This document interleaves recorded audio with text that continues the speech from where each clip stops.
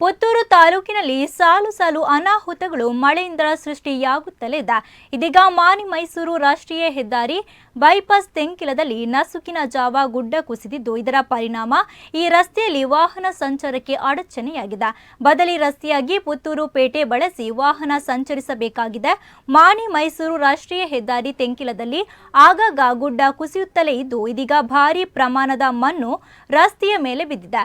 ಇಷ್ಟೇ ಅಲ್ಲದೆ ಪುತ್ತೂರಿನ ಬೈಪಾಸ್ ರಸ್ತೆ ಬಪ್ಪಳಿಗೆಯಲ್ಲಿಯೂ ಗುಡ್ಡ ಕುಸಿತ ಕಂಡಿದ್ದು, ಮನೆ ಹಾಗೂ ದೇವಿ ದೇವಸ್ಥಾನ ಅಪಾಯದಲ್ಲಿದೆ.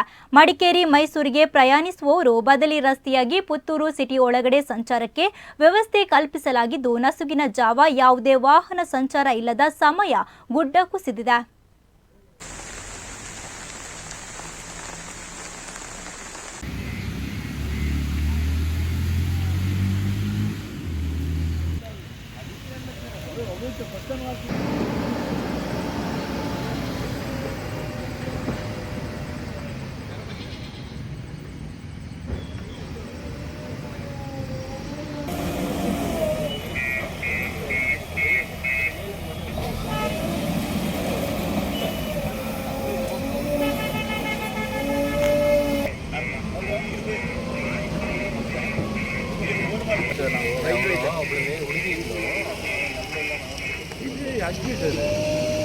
ಬನ್ನಿ ಬೇಗ ಬನ್ನಿ, ಬೇಗ ಬನ್ನಿ. ನನ್ನ ಗಂಡರನ್ನು ಮಾಡಿದ್ದಾರೆ. ಈಗ ಬರುವಾಗ ಬಂದಿದ್ದಾರೆ.